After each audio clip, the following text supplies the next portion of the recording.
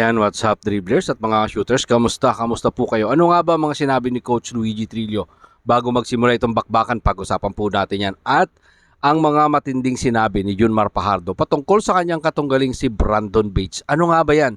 Tara, sama-sama po nating talakayin at pag-usapan yan. Matapos po akong maglambing sa inyo ng isang like, share, comment down below, and don't forget to subscribe and hit that notification bell button para updated po tayo sa ating mga video.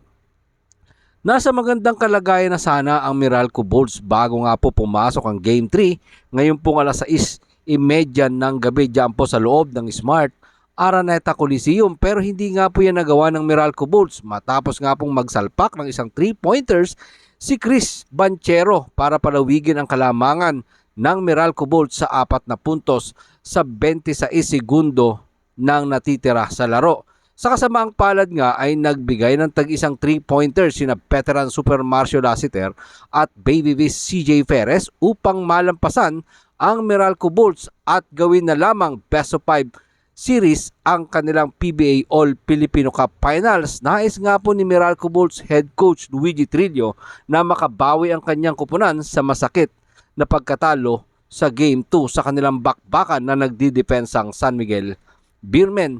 Narito po si Coach Luigi Trillo sa ulat ni Roman Sores ng ABS-CBN News. Ang mga ganitong klase ng laro, kailangan mong mag-move on. Kalimutan na agad at mag-focus na lang kami sa Game 3.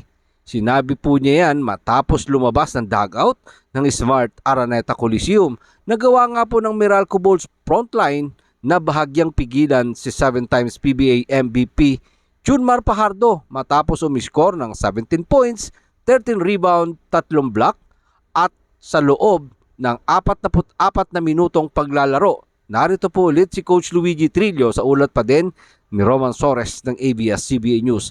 Alam kong yung naglaro kami ng maganda para sana sa 2-0 lead sa serye, pero talagang may mga ganun masakit talaga.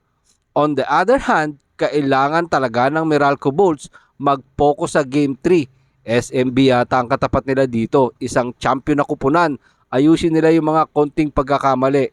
Narito pong muli si Coach Luigi Trillo sa ulat pa din ni Roman Sores ng ABS-CBN News. Kailangan mapanood namin yung Game 2 ng video. Tingnan kung saan yung breakdown namin. Meron kaming 17 turnover at naka-score sila sa mga turnover namin. Nagkaroon sila ng fast break points sa turnover na yan. Mga sinasabi po yan ni Coach Luigi Trillo na madaming pagkakamali na kailangang ayusin kung gusto talaga nilang agawin ang Champions Trophy dito po sa San Miguel Beermen, ang 48th season ng PBA All Filipino Cup. Malakas na kupunan na San Miguel Beermen, mahirap masweep yan ang SMB, kaya dapat bawat laro nakahanda sila. Kaya narito po ulit ang pahayag ni Coach Luigi Trillo sa ulat pa din ni Roman Sores ng ABS-CBN News. Kailangan talaga naming ayusin ang aming game. Mamaya will be clinical rather than critical at this point para ma-clean up namin yung mga mali namin sa pagkatapos ng pahayag po na yan ni Coach Luigi Trillo na nagtitiyak siya na magandang laban or aangat sila mamaya sa laban po nila kontra po sa nagdidepensang San Miguel Beermen. Ang tanong mamaya nga dito mga shooters, sino nga ba ang aangat sa 2-1 at may kupunan na babagsak sa 1-2 matapos ang kanilang laro? Kung sino man po yan ang ating aabangan sa Game 3 ng PBA All Filipino Cup Finals. Diyan po yan sa loob ng Smart Araneta Coliseum. Sa kabila naman pong banda, ito pong si 7 times PBA MVP Junmar Fajardo ay may inamin sa kabila nga po ng pagiging veterano sa liga na nakakolekta na ng madaming championship trophy at individual award. Si 7 times PBA MVP ay matagal na ding miyembro ng national team na Gilas Pilipinas. Ang tubong pinamungahan Cebu ay nakakaramdam na ng pagkapagod sa dami ng Meralco Bulls player na nagpapalit-palitan sa kanya para pigilan ang pag-arangkada niya sa scoring. Narito po ang sinabi ni 7 times PBA MVP Junmar Fajardo sa ulat ni Kate Reyes ng spin.ph. Oo, Hinihingal talaga ako, nakakapagod bantayan si Brandon Bates. Malikot tapos mabigat. Kung mapapansin nyo mga shooters, nakababa na si Brandon Bates, si Junmar Fajardo nasa kalahati pa lang ng court, parang naghahabol pa ng hininga. Well, mas bata nga naman kasi ang katapat niya dito sa Meralco Bolts. Rookie at medyo matatag pa ang stamina. Ito po ang dagdag na pahayag ni Junmar Fajardo sa ulat pa din ni Kate Reyes ng spin. Ang dami pa nila. Pag hindi si Bates, si Raymond Almazan, ang haba din. Tapos si Kyle Pascual, si Norbert Torres, ang dami pang ball screen. Pagod talaga ako. Pero sa kabila niyan, hindi sumusuko ang 7 times PBA MVP na si Junmar Fajardo. Kaya malaki ang pasasalamat niya sa kanyang mga kakampi. Narito po ang pagpapatuloy na pahayag ni Junmar Fajardo sa ulat pa din ni Kate Reyes ng spin. Doon ako grateful sa mga teammate ko kasi alam nila pagod na ako.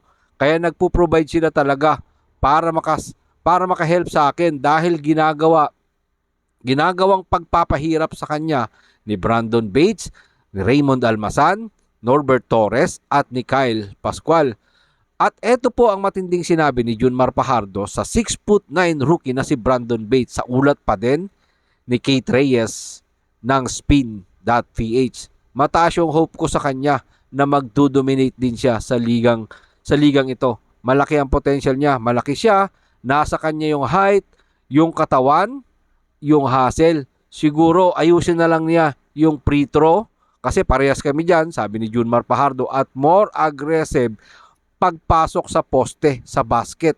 So makikita nga natin na si Junmar Fajardo, nakikita ni Junmar Fajardo dito na yung full potential kay Meralco Bolts center Brandon Bates talagang pwedeng pakinabangan ng Meralco Bolts in the future mga shooters, no? Dahil sabi nga ni Junmar, nahihirapan siya dahil sa likot.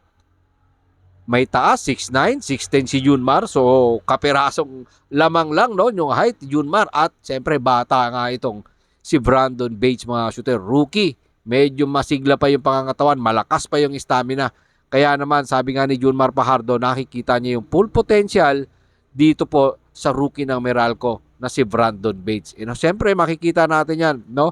Kung ano nga ba yung magiging potential ni Brandon Bates dito sa ligang ito mga shooters, and hopefully siyempre wag tamaan ng matikas na injury. Malay nyo, pwedeng pakinabangan pala to ng ating Gilas Pilipinas sa bandang huli dahil nakita naman natin yung sipag, yung takbo rito, takbo ron, hindi napapagod dahil again, rookie nga po yan, bata pa at matibay pa ang kanyang stamina. Maraming salamat po sa inyong panonood. Ano man po ang inyong opinion, pag-usapan po natin yan dyan sa comment section.